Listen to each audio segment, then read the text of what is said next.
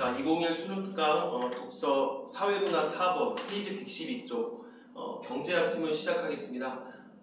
사실은 녹화를 마쳤었는데 촬영이 제대로 안 됐었어요. 그래서 다시 촬영을 하는 거고 중간에 확인 차원에서 카메라를 보고 올 테니까 이해해 주기 바라겠습니다. 그리고 먼저 이 지문을 무조건적으로 그냥 강의를 듣는다기보다 우리 친구들이 먼저 문제를 풀어보고 나서 확인 차원에서 강의를 듣고 좀 더 속도를 빨리 해도 되겠지? 그 다음에 강의를 다 보고 나면 다시 한번 우리 친구들의 용어로 정리를 해볼 필요가 있습니다.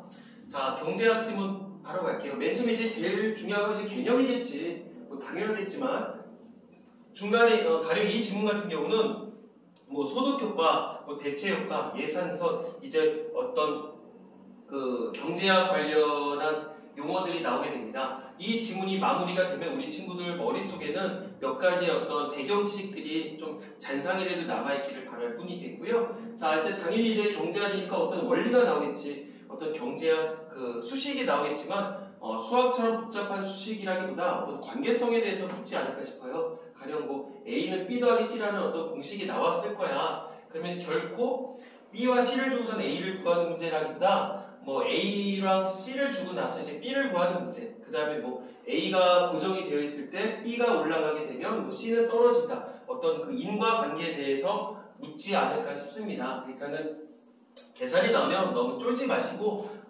좀 이렇게 인과성에 대해서 우리 친구들이 좀 유념을 해야 되지 않을까 싶어요. 그 다음에 경우가 중요하겠죠. 항상 보면 뭐뭐 할 때, 뭐뭐 한다 하면 뭐뭐 한다는 조건 하에 이제 이런 식으로 많이 나올 거야. 그 수많은 어떤 경제학 그 경우들 중에서 한두 개의 경우에 대해서 우리 교재에서는 나올 거거든요. 그러니까는 이러할 경우, 여기도 나와 있네. 이러할 때, 뭐 이러할 경우, 이렇다면 어떤 조건부 이런 거를 좀 우리 친구들이 유념을 해야 되지 않을까 싶습니다. 자, 그 다음에 지문을 다 보고 나서 문제를 어떤 일괄적으로 푸는 친구들이 있고, 위치를 파악한 다음에 실시간으로 오며가며 푸는 친구들이 있을 텐데, 무엇이 옳다, 그르다라고 차마 말을 못해요. 근데 항상 시험이 끝나면 우리 친구들 입장에서 뭐 시간이 부족했어요, 이런 좀 핑계 아닌 핑계들을 대는 친구들이 있을 텐데, 그거를 방지하기 위해서라도 어떤 자기만의 루틴은 만들어야 되지 않을까 싶습니다. 자, 일단 지문을 보기 앞서서 여기는 기억의 위치 파악했고요. 다음에 A 위치 파악했고요. 자, 그래프 슬쩍 봤었고요. 그러면 그래프를 보면 우리 친구들이 약간 쪼는 경향이 있는데 그러지 마세요. 왜냐면 그래프는 이 길게 정리가 된 얘기가 이해가 안 될 경우를 대비해서 우리 친구들에게 좀 명확하게 보여주기 위해서 그림을 주는 거니까 좀 더 만약에 이제부터라도 그래프가 나오면 내가 좀 이해할 수 있는 하나의 수단이 되겠구나 이렇게 생각을 하기 바라겠습니다. 자, 그 다음에 뭐 중간중간에 이렇게 ABCD 용어가 나왔으니까 용어 어떤 뜻을 물어보는 용어 나오겠죠? 그러면 이 용어가 솔직히 찾는데도 은근히 시간이 걸리거든. 그러면 이제 ABCD 이거는 실시간으로 왔다 갔다 푸는 것도 괜찮겠지만 아예 크게 이렇게 체크를 해놔요. 나중에 찾는 시간 1초라도 줄이기 위해서.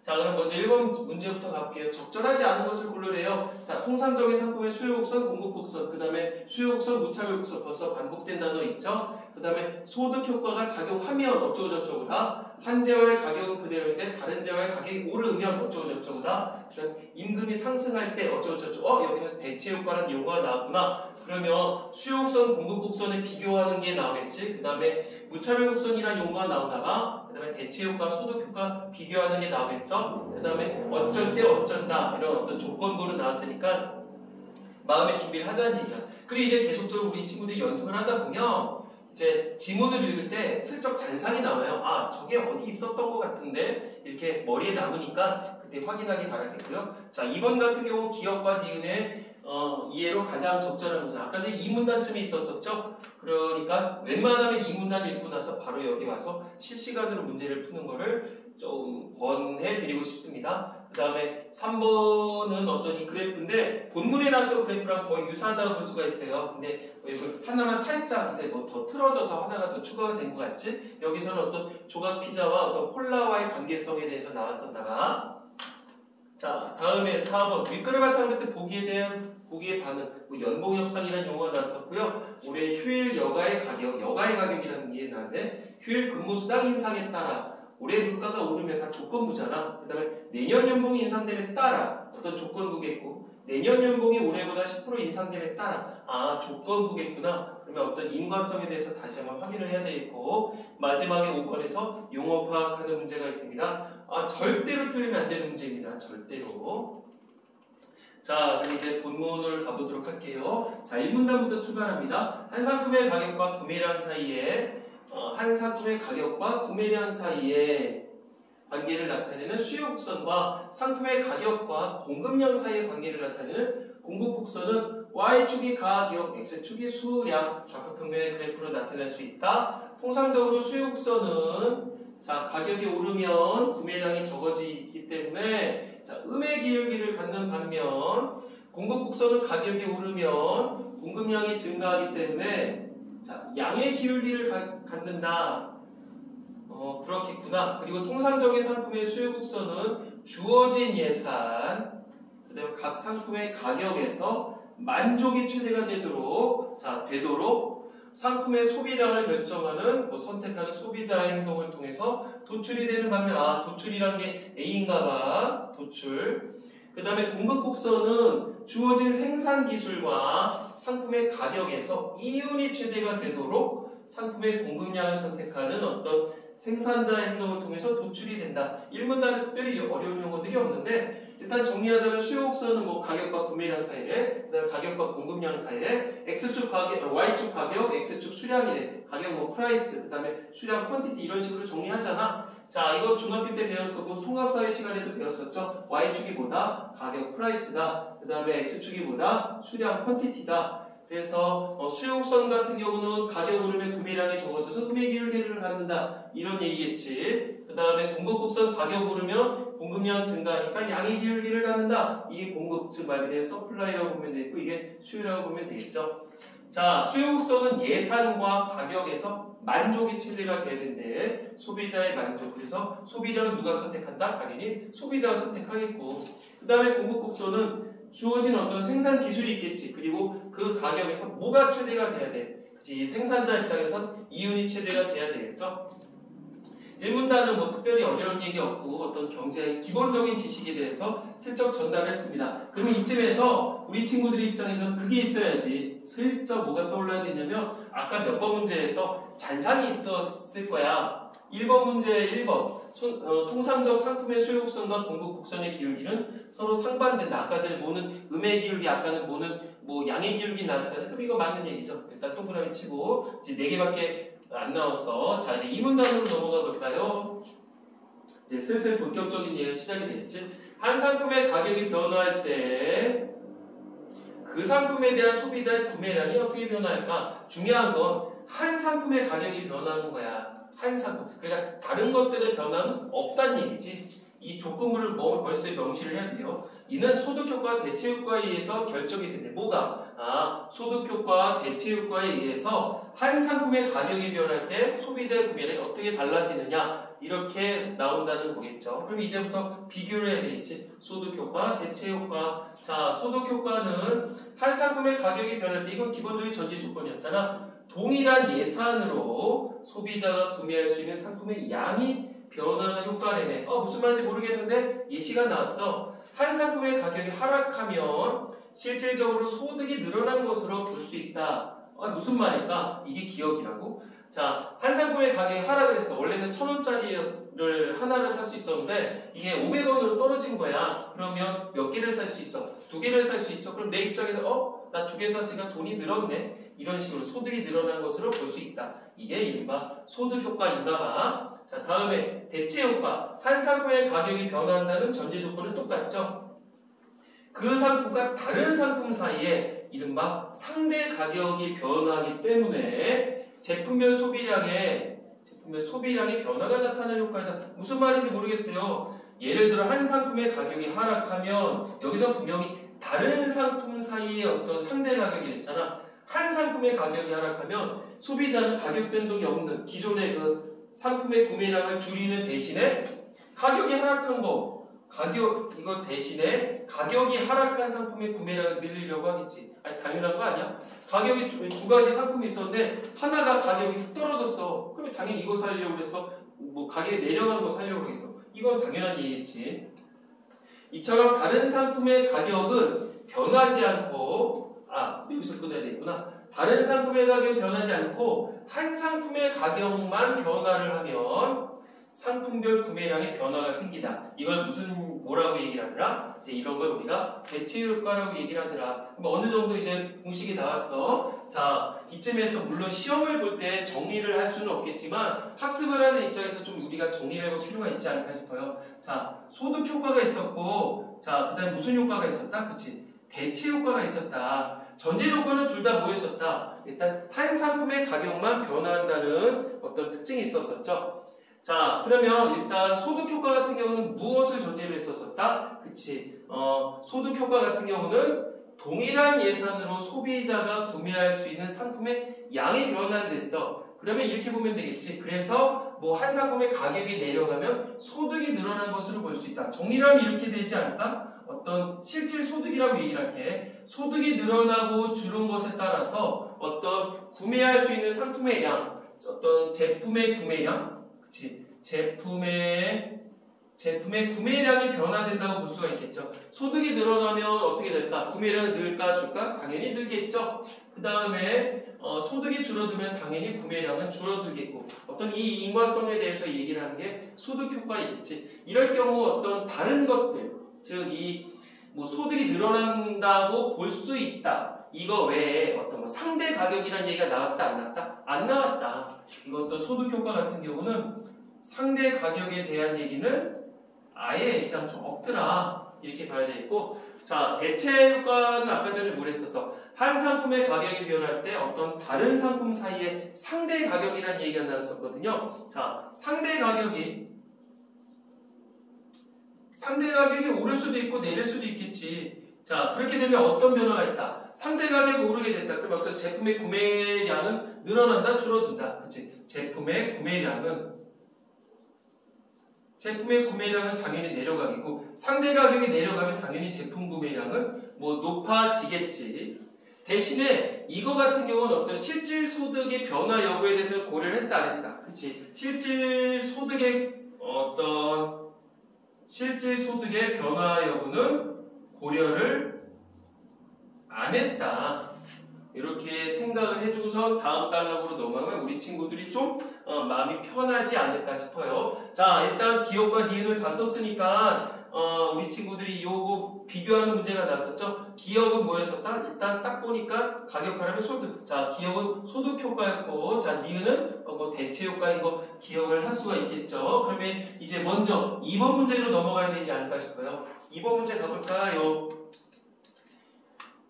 어디 있냐? 2번. 자, 2번이 아까 전에 뭐였어? 일단 기억은 소득 효과였고, 니은은 어떤 대체 효과에 대해서 얘기를 했었던 것 같죠? 자, 그러면 가장 적절한 일에, 그러면 비슷한 게 분명히 있을 거야. 근데 어리석게, 이거 이렇게 보면 안 되겠지. 그치? 이 소득 효과에 대해서도 벌써 몇 가지는 이제 나가리가 될 수가 있을 거야. 1번, 상품을 구매할 수 있는 예산이 달라졌다. 예산, 아까 전에 주어진 예산이라며. 그러니까 이거는 아니겠고, 일단 통상적으로 공급 곡선은 양의 기울기를 가지기 때문에 틀린 말은 아니야. 근데 이 소득 효과랑 관련이 있다 없다? 없다. 있다. 그 다음에 상품들 사이에 상대적인 가격이 변화하기 때문에 상대 가격의 변화가 있는 거는 아까 전에 대체 효과라고 분명히 얘기해 줬었죠. 그러니까 이건 아니겠고, 그 다음에 소비자가 구매할 수 있는 상품의 양이 늘어났다. 소득이 늘어난 것처럼 느낀다고 그랬잖아. 그러니까 맞겠지. 그 다음에 소비자는 주어진 예산 아래서 만족이 가장 높은 상품을 선택하기 때문에 이게 뭐 틀린 얘기는 아니야. 근데 이 소득 효과랑 관련성은 없다고 봐야 되겠죠. 자, 그럼 벌써 선택할 수 있는 게 이거밖에 없어. 물론 이거 뭐 확인해야 되겠지만 상품들 사이에 상대적인 가격이 변화한다. 그치? 이게 대체 효과였었죠?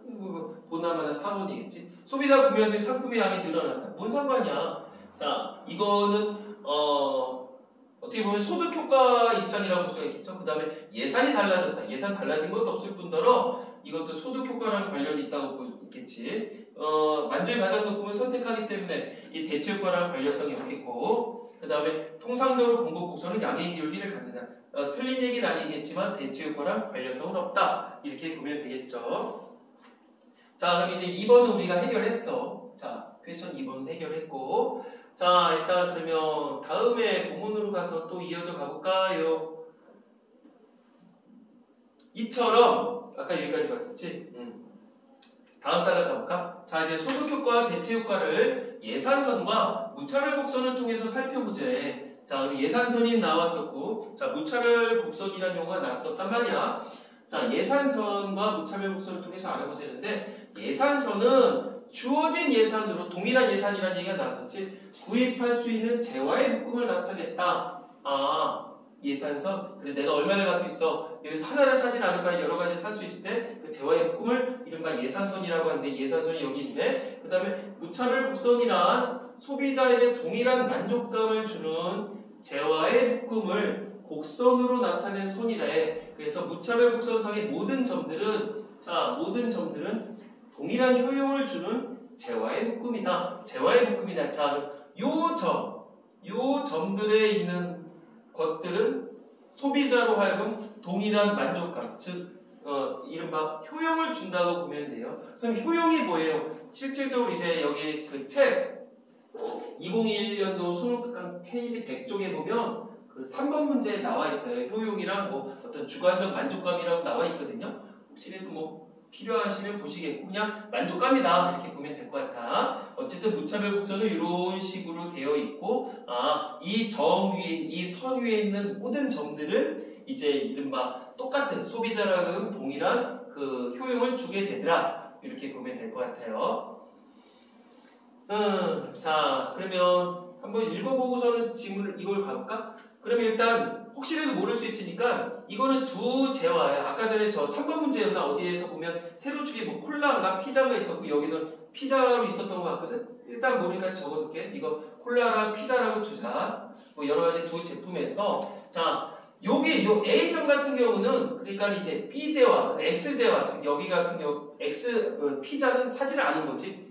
그 다음에 요 B점 같은 경우는 YZ, 즉 콜라는 안 사고 X제만 이만큼 산 거야. 그러면 여기라고 해볼게. 가령 뭐 예를 들어 이제 C라고 했었으면 콜라의 수는 줄겠지. 그리고 대신에 뭐 피자는 요만큼을 살 수가 있을 거 아니야. 그래서 이거를 계속적으로 연결해 놨더니 이런 식의 직선이 되더라. 이게 이른바 뭐라고 얘기를 하더라? 그쵸? 우리가 이제 예산선이라고 하더라. 예산선.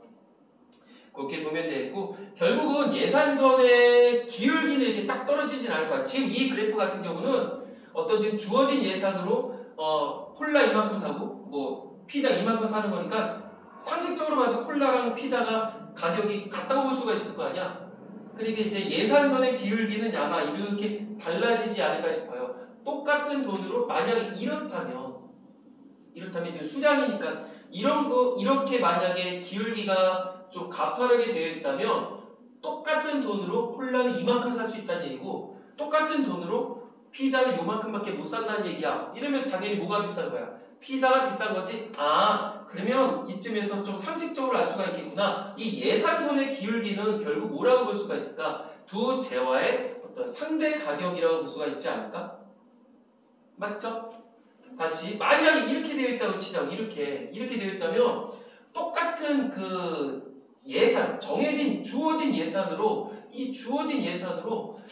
YZ, 콜라는 요만큼밖에 못 산다는 얘기고 XZ, 피자는 이만큼을 살 수 있다는 얘기야. 이럴 경우는 콜라가 훨씬 싸다는 거 아니야. 그러니까 어떤 두 재화의 상대 가격이다. 이렇게 우리가 알 수가 있을 거야. 자, 그 다음 무차별 곡선은 이런 식으로 또 동일한 어떤 효용을 준다고 그랬었고 다음에 가볼까? 재화 X개를 한 개 더 소비하기 위해서 재화 Y개 몇 개를 덜 소비해야 되는가의 비율을 한개 대체율이라고 하는구나. 자, 어떤 상대 가격이라고 보면 되겠지. 그치? 상대 가격. 한 개 대체율. 한 개라고 하는 건 말 그대로 어떤 뭐 리미티드, 뭐 맥시멈이라고 볼 수가 있는 거 아니야. 한 개를 더 살려면 한 개를 뭐 포기해야 된다. 이렇게 이건 대체율. 대체는 말 그대로 바꾸는 거겠고 결국 한 개 대체율은 자, 무차별 곡선과 예산선이 만나는 이 접점에서의 무차별 곡선의 기울기의 절대값이라 할 수 있다. 자, 어떤 이 접점이라고 하면 여기야. 즉 예산선과 무차별 곡선 사이의 그 균형점이라고 볼 수가 있거든요. 일단 아예 적어볼까? 균형점이지, 균형점. 근데 이 접점에서의 어떤 곡선의 기울기다. 그치? 무차별 곡선의 기울기라고 볼 수가 있다. 그러면 뒤에 어떤 식으로 설명이 나나 가볼까? 한 재화를 더 많이 소비를 하면 더 많이 소비를 하면 다른 재화를 덜 소비해야 당연히 효용이 동일하겠지. 즉 만족감이 동일하겠지. 그래 무차별 곡선은 당연히 우하향하겠지. 아까 전에 무슨 곡선과 비슷해? 그래서 1문단에서 그 소비 곡선, 수요 곡선이 나왔었잖아. 그거랑 똑같은 의미라 볼 수 있을 것 같아. 하나를 더 많이 사면 하나는 덜 사야 되니까 우하향하겠다. 그치? 그리고 계속 저렇게 모아놓은 거겠지. 또한 원점에서 멀리 있는 무차별 곡선이 더 선호가 되겠지. 왜 그럴까? 왜냐하면 이는 원점에서 멀수록 더 많은 재화를 소비하는 것이기 때문이다. 왜? 원점에서 멀다면 그만큼 예산이 많아진다는 얘기겠지. 자, 예산이 늘어난다. 그치? 예산이 늘어난다는 얘기겠지. 뭔지 알겠죠? 자, 요 정도 보면 될 수 있지 않을까 싶어요. 그러면 이제 이 접점은 결국 무엇이냐? 이 접점. 내가 요 밑에서 더 싼 거 살 수도 있고, 이만큼 예산 안에서는 다 살 수 있는 거 아니야? 근데 그걸로 이 많은 효용, 이 많은 그 어떤 그 동일한 만족을 주는 이 두 재화의 그 조합 중에서 여기 딱 맞아떨어지는데, 그거는 나에게 무엇을 주는 거야, 결국? 최대의 효용을 주는구나. 그치? 최대의 효용을 주는구나. 이렇게 볼 수가 있지 않을까? 왜? 예산을 넘어가면 살 수가 없는 거잖아. 그러니까 결국 이 접점이라고 하는 건 나에게 최대의 효용을 주는 거다. 뭐 안에서? 어떤 예산 제약 안에서. 그치? 예산 제약 안에서 나에게 최대의 효용을 주는 그 점이 이른바 이 균형점이라고 볼 수가 있을 거야. 그럼 이런 또 궁금증을 자아내겠지. 이거 사면 되잖아요. 이건 못 사지. 예산서 바뀌잖아. 물론 요걸 살 수 있으면 나에게 요거 산 만큼 동일한 만족감을 줘. 하지만 못 사. 예산서 바뀌었으니까 다 못 사. 다 못 사고 여기 딱 맞게 살 수가 있는 거죠. 그러면 무차별 곡선 이렇게 이런 무차별 곡선도 있겠지. 이런 무차별 곡선도 있겠지. 이거 사면 더 좋겠지. 이 효용들 얼마나 좋겠어. 하지만 돈이 없어. 예산서 바깥이야. 그럼 이 안에 있는 거 어떨까? 이 안에 있는 거, 이거 살 수 있잖아, 이거 살 수 있잖아, 이거 살 수 있잖아, 이것도 살 수 있고, 이것도 살 수 있겠지? 요 예산이 남겠지? 그러면 최대의 만족을 주지 않겠지. 야, 너네 같으면 어떻게 했어? 콜라만 드립다 마시고 피자를 안 먹게 되는 거야. 물론 사람마다 다르겠지만. 그래서 이거를 그래프로 수치화를 해봤더니 이런 식으로 정해지더라. 이 정도는 이해할 수 있지 않을까 싶어요. 자, 다음에 가볼까? 그런데 소득이 늘면 더 많은 재화를 소비할 수 있으므로 당연하지. 무차별 곡선은 원점에서 더 멀리 있게 된다. 그치? 소득이 늘어났다는 얘기는 이걸 더 많이 살 수 있다는 얘기고 XJ에 있는 뭐 피자도 더 많이 살 수 있어요. 그 연결하면 이런 식으로 쭉 연결이 되겠지. 자, 이때 두 재화의 상대 가격이 변하지 않았대.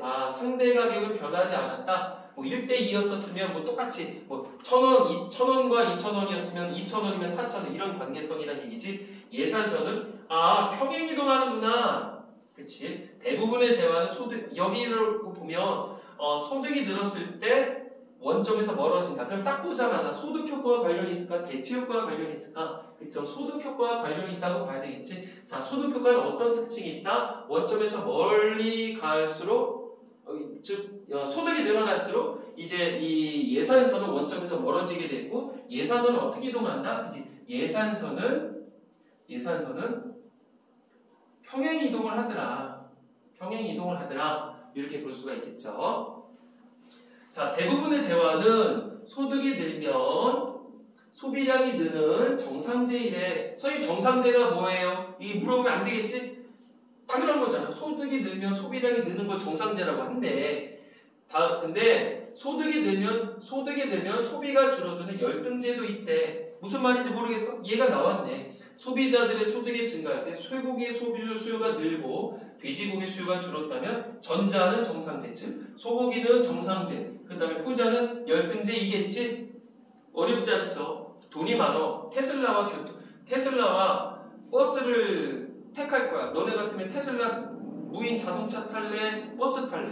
소득이 되면 테슬라 전기 자동차, 무인 자동차 타겠지. 그거는 정상제겠고, 그러면 대신에 이제 버스 같은 대중교통은 열등제라고 볼 수가 있겠죠. 돈이 많어. 그러면 소화가 안 되는 보리를 먹을까 쌀을 먹을까? 쌀을 먹겠지. 정상적이지. 대신에 소득이 늘수록 소화가 안 되는 보리를 안 먹겠죠. 그러면 열등제라고 볼 수가 있겠지. 뭐 굳이 하자면 뭐 소득이 늘어. 소득과 어떤 수요와의 관계성에서 이렇게 되어 있는 건 무슨 제다? 정상제다. 이렇게 되어 있는 건 뭐다? 어떤 열등제다. 이렇게 볼 수가 있겠죠.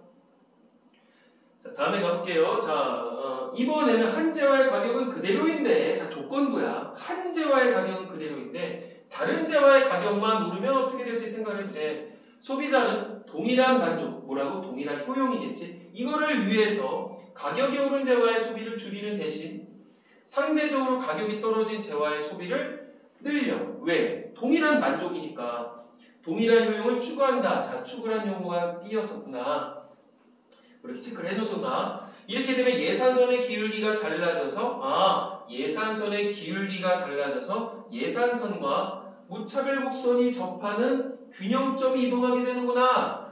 지금 딱 보자마자 어떤 그 상대 가격의 변화에 대해서 나왔거든. 그럼 이게 이렇게 움직이나 봐. 왜? 한 가격은 이 그래프에서 물론 한 재화의 가격은 안 변했는데 한 재화의 가격이 변했어. 그럼 이게 더 많이 살 수도 있다는 얘기일 거 아니야.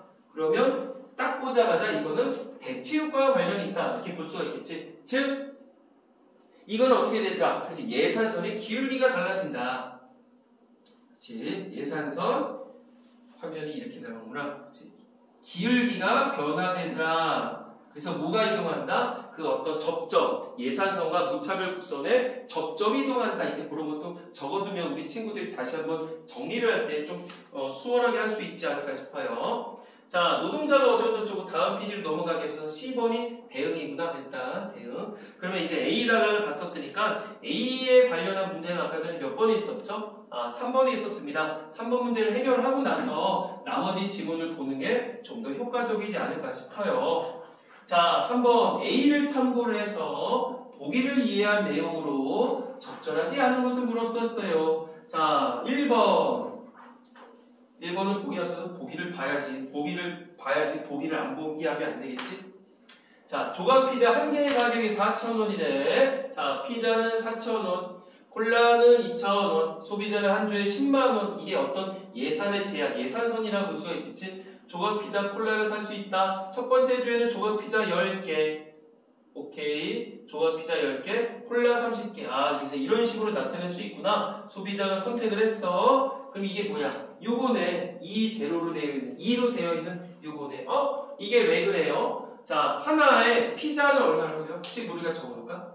피자 하나는 4,000원이래. 피자 하나는 4,000원. 거기 지금 정해져 있지. 피자 하나는 4,000원. 그 다음에 콜라는 얼마? 콜라 한 개는 2,000원. 이게 정리를 됐어. 그러면 결국 피자 한 판으로 콜라 2개를 살 수가 있다는 얘기겠지. 예산의 제약이 있다는 얘기겠고. 자, 이럴 경우 첫 번째 주에는 요렇게 샀었대. 그럼 맞나? 피자를 10개 사면 4만 원이잖아. 그 다음에 콜라 2,000원인데 30개 사면 6만 원이잖아. 그러면 4만 원, 6만 원? 10만 원이구나. 그럼 여기는 50이겠지. 왜? 지금 4,000원짜리 2,000원짜리를 50개를 사면은 10만 원이니까. 그 다음에 조각 피자 같은 경우는 당연히 콜라를 안 먹고선 피자만 먹으면 4,000원짜리 곱하기 25판 하면 10만 원을 먹을 수가 있겠지. 그래, 그런 식으로 나눠 이렇게 구분을 해놓은 거야. 그래서 예산선이 이렇게 되어 있더라. 됐죠? 자, 근데 두 번째 주에 콜라 가격은 그대로래. 자, 콜라 가격은 그대로야. 근데 조각 피자 가격이 내려가면서 조각 피자 콜라의 구입량이 2%로 이동했대. 오케이. 자, 2%로 이동했대. 그러면 지금 딱 보자마자 한 가격은 변함이 없고 한 가격만 변했으니까 이건 대치 효과라고 보는 게 낫겠지. 그럼 1번부터 가볼까? 자, 조각 피자 콜라의 처음 가격이 유지가 된다면 어떻게? 4,000원, 2,000원. 그러면 한 개를 구입하기 위해서 포기해야 되는 콜라의 개수는 2개이다. 한 개 대체율은 2이다. 자, 아까 한 개 대체율은 뭘 했었어? 어떤 예산선의 기울기라고 얘기해 줬었잖아. 아예 적어놓을까요? 여기다 예산선의 기울기 적어두시고, 그러면 결국 25분의 50이야. 25분의 50이니까 2겠지? 맞네. 됐죠? 자, 그 다음에 여기다 다시 한번 적어놔. 한계 대체율은 뭐라고? 예산선의 기울기더라. 그렇게 아예 정리를 해두는 게 우리 친구들이 좀 편하지 않을까 싶어요. 그 다음에 조각피자 한 개의 가격이 변동함에 따라 콜라 한 개에 대한 조각피자 한 개의 한계 대체율은 낮아진다. 조각피자 한 조각의 한계 대체율이 낮아진다. 가격이 어떻게 됐다 그랬다? 자, 조각피자 가격이 내려갔다 그랬단 말이야. 조각피자 가격이 내려가서 그러면 4,000원이 아니라 3,000원으로 내려갔다 치자고. 그러면 2분의 만약 이제 이 계산으로 했다면 2분의 4,000원 혹은 뭐 25개분의 50개 해서 아까 2라는 계산이 나왔었잖아. 근데 이게 가격이 내려가서 3,000원으로 내려갔으면 2,000원분의 3,000원이 되는 거야. 두 개가 돼, 안 돼? 안 되죠. 그 꼴이야. 그러니까 한계 대체율은 낮아졌다. 맞네. 더 쉽게 얘기해 줄까? 4,000원보다 가격이 내렸어. 그 돈으로 콜라 2개 못 산다는 얘기지? 그 얘기입니다. 3번 조각피자 가격이 내려감에 따라 조각피자의 가격이 늘었기 때문에 조각피자는 정상제에 해당한다. 아니 당연하지. 가격 내려가면 더 많이 사겠지. 그러니까 이것도 맞는 얘기고. 그 다음에 두 번째 주에 콜라 가격은 그대로이고 조각피자 가격만 내려가면서 예산선의 기울기는 첫 번째 주와 비교할 때 완만해졌다. 맞지? 콜라의 가격은 변함없고 조각피자의 똑같은 예산을 가지고 상태에서 이 조각피자의 가격만 내려간 거잖아. 그러니까 더 많이 살 수 있는 거잖아. 그러니까 당연히 예산선 이렇게 변할 거 아니야. 그러니까 그 접점이었던 이 제로에서 이 2로 갔었으니까 당연히 기울기는 완만해졌네. 당연한 얘기겠고. 그 다음에 균형점이 2에서 1으로 변하는 거. 그 다음에 이게 소득 효과로 인해서 발생했다? 소득 효과로 인해서 이게 왜 발생해?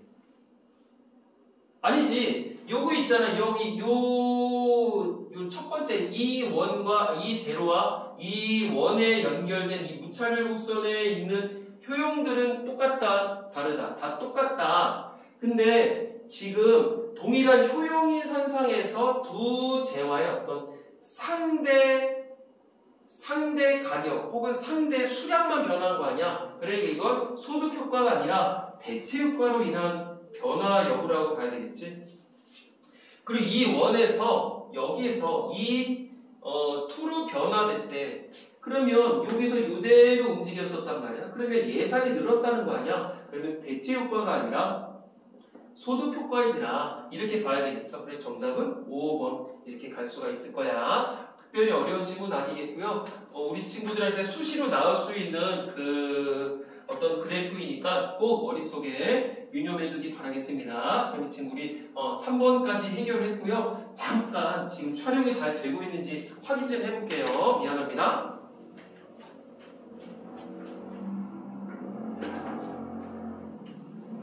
잘 되고 있네요. 촬영을 마쳤어요, 사실은. 근데 이게 지워지다 보니까 되게 솔직히 좀 허무한 감도 있고요. 어쨌든 우리 친구들이 좀 효과적인 학습을 위해서 나름대로 애를 쓰고 있습니다. 우리 학원 선생님들 모두 다. 그러니까 또 영상 남겨주시는 분들 계시잖아. 내가 봐도 이렇게 후지게 안 해, 솔직히. 그 선생님들 보면 참 정성 들여서 해주시거든. 그러면 우리 친구들 잘 이용하고 또 잘 따르고 이렇게 뭐 좀 두서없는 얘기겠지만 중간에 뜬금없는 얘기겠지만 오며 가며 가다 보면은 영상 안 보고 다른 거 보는 친구들도 솔직히 있어. 그럴 때 저 선생님의 노력이 물거품이 된다는 느낌을 솔직히 받을 때가 있거든요. 좀 그럴 때 되게 아쉬워요. 그러니까 선생님들께서 정성껏 해주시는 만큼 또 우리 친구들도 진정성을 갖고서 공부를 하기 바라겠습니다. 자, 다음에 아까 전에 이어져서 가볼게요. 자, 노동자가 각 임금 수준에 대응하여, 자, 10번이 아까 전에 대응이라고 했었지. 자, 노동 공급량을 결정하는 상황은 노동 공급량을 결정하는데 임금 수준에 대응해서 통상적인 상품의 공급량 결정이 아니라 수요량 결정과 유사하다? 그게 뭔 소리야? 왜냐하면 노동 공급량이 늘어나면 그만큼 여가가 줄어들어서 노동과 여가의 상층 관계가 존재하기 때문이다. 상충인 관계가 있다. 그러니까 노동이 늘어나면 당연히 여가가 줄어든다. 반비례네. 그러니까 노동은 이렇게 보면 되지 않을까? 여가분의 1과 비례한다. 이렇게 보면 되겠지. 이게 비례 아니냐?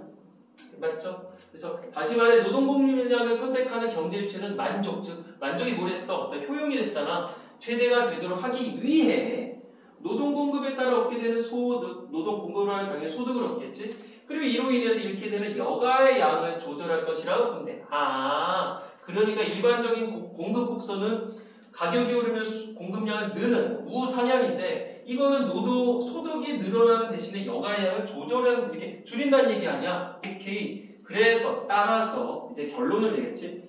소비자가 다양한 상품의 소비량을 선택할 때 만족이 최대가 되도록 예산성상에서 소비량을 결정하는 것과 유사하다. 그래 벌써 머릿속에서 딱 그래프가 떠올라야 될 것 같아. 이걸 어떻게 해야 될까? 만약에 이걸 그래프를 한다면 이렇게 할 수 있지. 이거 지울게요. 도출 추구, 그 다음에 대응.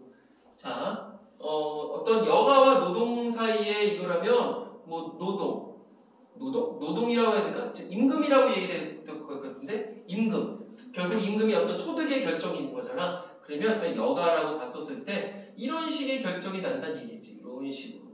자, 임금이 늘어나면 결국 어떤 여가는 줄어들겠고 그 사이에서 우리가 어떤 노동자가 겪는 그 만족감은 똑같다는 얘기겠지. 자, 그러나 상품 소비의 선택과 노동 공급의 선택 사이에 차이점이 있대. 통상적인 상품의 소비자가 각 상품의 가격에 근거해서 소비를 결정하는 것과 마찬가지로 노동 공급의 선택을 결정하기 위해서는 노동의 가격, 오케이. 뿐만 아니라 여가의 가격을 알아야 한다. 여가의 가격이 뭐야? 친절하게 해줬죠. 여가는 수치화된 가격이 있는 상품과 다르기 때문에 여가의 가격을 어떻게 정할 것인가라는 문제가 발생하네. 우리가 지금 궁금했었던 거죠. 경제학에서 가격은 기회비용이래. 무슨 말인지 모르겠어요. 기회비용 나와 있잖아. 가능한 여러 대안 중에서 하나를 선택할 때 그 선택으로 인해 포기해야 하는 것의 가치를 나타냈다. 그래서 만약에 세 가지 재화가 있을 때 A 재화를 고르게 되면 나머지 B, C 중에서 그 가치가 더 큰 것, 그걸 우리가 기회비용이라고 얘기를 하겠지. 결국은 어쨌든 간에 가격은 기회비용이야. 자, 가격은 기회비용이라고 얘기를 했어. 가격은 기회비용이라고 얘기를 했었으니까 기회비용도 어쨌든 비용이잖아. 비용을 줄여야 되겠지. 여가의 가격은 노동을 하지 않아 얻지 못한 임금. 이게 결국 기회비용이라는 얘기죠. 여가의 가격은 이로 인해서 노동을 하지 않아서 포기할 수밖에 없는 임금이라고 볼 수가 있겠지. 결국 여가의 가격은 뭐다? 여가의 가격은 임금이다. 이런 결론이 나는구나. 이렇게 생각하면 임금이 변할 때 노동 공급량이 어떻게 변할 것인지도 대체 효과와 소득 효과에 의해서 결정된다고 볼 수 있다고? 그럼 뒤에 또 자세한 설명이 나오나 봐. 여기에서 대체 효과란 임금이 올라 여가의 가격이 증가를 해. 그래서 그럼에 따라 사람들이 쉬는 것을 줄이고, 즉 여가를 줄이고 더 많이 일하는 거야. 즉 노동을 늘리는 것을 의미하는데, 또 정리해볼까? 자, 대체 효과란 뭐라고? 자, 대체 효과란 이 노동 시장에서의 이 대체 효과를 얘기를 하는 거 있죠. 자, 대체 효과란 여가의 가격이 올라. 그래서 사람들이 여가 시간을 줄여. 그래서 더 노동을 해. 노동의 시간이 늘어나. 이걸 대체 효과를 설명한대. 반면 임금이 증가하면 똑같죠? 여기랑 전체 소득이 증가하여 여가 시간과 같이 기회비용이 비싼, 기회비용이라며. 가격은 기회비용이고 여가의 가격은 결국 임금이라며. 즉 여가 시간처럼 기회비용이 비싼 것을 구매할 여력이 생기기 때문에 여가 시간이 더 증가할 수 있는데 이는 소득 효과가 작용한 것으로 볼 수 있다. 이거 아까 대체 효과를 또 역삼각형으로 했지. 또 이럴 수 있으니까 잘 해놔. 소득 효과가 작용한 것으로 볼 수 있다. 이거 무슨 말이야? 소득 효과를 해서 소득 효과로 이 어떤 상황에 대해서 얘기를 해보자면 이거지. 실질 소득이 늘어. 자, 실질 소득이 늘면 어떻게 된다? 실질 소득이 늘면 여가를 늘린다. 노동을 늘린다. 그치? 여가를 늘려. 그래서 반대로 노동을 줄여. 이 관계성에 대해서 얘기를 할 수가 있겠지. 그래 벌써 나오네. 야, 대체 효과를 보면 노동의 양을 늘린다 그랬거든. 근데 그치? 소득 효과를 보면 노동을 줄이게 된대. 그러면 이렇게 보면 되겠지. 대체 효과가 클 때는 노동을 늘린다, 줄인다. 뭐 이런 식으로 나올 수가 있겠고, 소득 효과가 클 때는 뭐 노동을 줄인다, 늘린다. 이런 식으로 나올 수가 있겠죠. 자, 이와 같이 상반되는 이 T야. 상반되는 두 가지 힘이 의사결정에 작용을 해서 개인의 노동 공급 곡선을 결정한다. 그래서 이른바 어떤 일반적인 수요 공급 곡선에서의 그래프랑 같지 않다는 얘기겠죠. 따라서 노동 공급 곡선은 통상적인 상품의 공급 곡선처럼 양의 기울기를 갖는다고 단정할 수 없다. 왜? 이렇게도 볼 수가 있으니까. 자, 그래서 지문은 다 봤고요. 알파벳 2번은 단정이래, 단정. 나중에 찾는 수고로움을 덜기 위해서 뭐 적어두든가 아니면 크게 체크를 해두든가 분명히 그러라고 얘기를 했었습니다. 자, 그럼 이제 나머지 문제들을 풀어볼까요? 아까 전에 1번 지문은 1단락만 완료를 하고선 해결을 했었거든요. 사실은 개인적으로 풀 때는 나도 실시간으로 푸는데 지금 이렇게 되면 뭐 화면을 넘기고 그래야 되니까 일단은 지문을 완료를 하고 나서 요거 나머지 1번 문제 2, 3, 4, 5번 선택지를 가볼게요. 자, 수요곡선과 무차별곡선은 모두 그래프상에서 우양한다. 아까 전에 분명히 나왔었지? 그 다음에 소득 효과가 작용하면 임금 상승할 때 여가 시간이 더 증가할 수 있다. 지금 마지막 단락에서도 나왔어요. 자, 그 다음에 참 그라운드에 이런 것들을 좀 단락을 적어놔. 뭐 마지막 단락이 아마 6문단이었을 거야. 그 다음에 한 재화의 가격은 그대로인데 다른 재화의 가격이 오르면 예산선의 기울기가 달라진다. 그러면 어떤 상대 가격에 대한 얘기겠죠? 맞겠고 이게 몇 문단에 나왔었나? 뭐 2문단인가 3문단에 아마 나왔었던 것 같아. 그럼 그거 찾아서 적어두시고 임금이 상승할 때 소득 효과가 대체 효과보다 크게 작용하면 일단 임금 얘기가 나왔으니까 앞에 페이지의 얘기는 아니겠고 저 뒷 페이지에 대한 얘기인 것 같아. 그러면 노동공급 곡선은 양의 기울기를 갖는다. 그 얘기네. 소득 효과가 이게 지금 소득 효과 있잖아. 그러면 노동공급 곡선은 양의 기울기가 아니라 음의 기울기를 갖는구나. 그럼 틀렸네. 음의 기울기를 갖는다. 그래서 정답은 5번. 이렇게 정리를 하면 되겠죠? 자, 그 다음에 2번 문제 확인했고요. 3번 문제 확인했고요. 4번 가볼게요. 4번이면 몇 가지죠? 이제 어떻게 되냐면 또 보기를 봐야 돼. 갑자기 문제가 좀 길어졌어. 자, 연봉 협상하려고 하는데 회사가 A식에 올해보다 10% 오른 연봉을 지급한다면 딱 떠올라야 되겠지. 소득이 느는구나. 10%를 올려준다고? 좋은 회사다, 야. 임직원과의 단체 협상에서 휴일 근무 수당을 올해 10만원에서 내년에 15만원으로 올려주기로 했대. 그러니까 휴일에 일하면 10만원 줬대. 여가를 포기하고. 근데 이제는 15만원을 준대. 완전 좋은 회사죠. 올해, 자, 1번부터 가볼게. 옳지 않은 건가 봐. 올해